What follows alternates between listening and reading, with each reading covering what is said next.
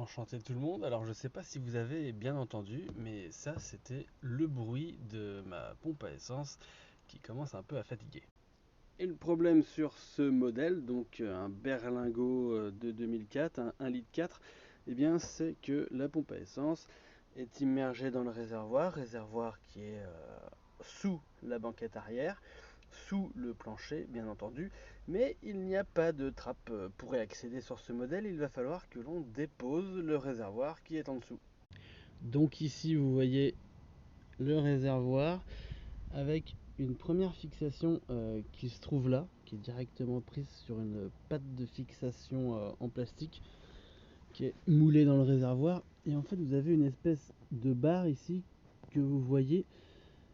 C'est comme une espèce de sangle métallique, bon, bah, sauf que c'est un tube et il est vissé du coup ici, là, et en fait de l'autre côté, bah, il est vissé là. Donc il va falloir enlever ces trois écrous, plus un autre qui sera tout au fond là-bas, de l'autre côté du véhicule, où là aussi il y a une vis de fixation sur le réservoir.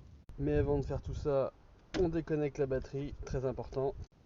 Donc de ce côté, j'ai enlevé la vis, voilà, et je laisse le réservoir se reposer sur l'échappement de ce côté-là. Et au niveau de la durée d'arrivée d'essence, j'ai desserré ce collier pour pouvoir ensuite après déposer le réservoir librement. Bon, donc en gros, une fois déposé, ça donne ça. Ici après, il va falloir déconnecter toutes ces petites durites, la prise qui est là-bas, et puis on va pouvoir du coup libérer le réservoir.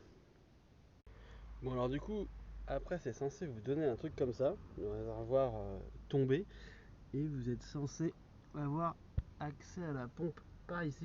Donc pour info, c'est un peu compliqué à dévisser, donc n'hésitez pas à venir mettre un tournevis comme ça le long des rainures et à taper petit à petit pour en fait aider au dévissage. Et puis ensuite, vous pouvez enlever ça et sortir la pompe. Donc voilà à quoi ressemble la pompe une fois sortie avec son petit flotteur pour le niveau d'essence. Et puis voilà, hein, vous n'avez plus qu'à racheter la même et puis suivre l'étape dans l'autre sens hein, pour pouvoir tout remonter. Et puis bien sûr, il n'y a plus qu'à déconnecter ces trucs là. Hop. Et donc la voilà complètement déconnectée, complètement libre. Et puis voilà, bon, je l'ai un peu fracassé en la sortant, mais j'espère que cette vidéo vous aura plu. Abonnez-vous et bon courage pour votre réparation.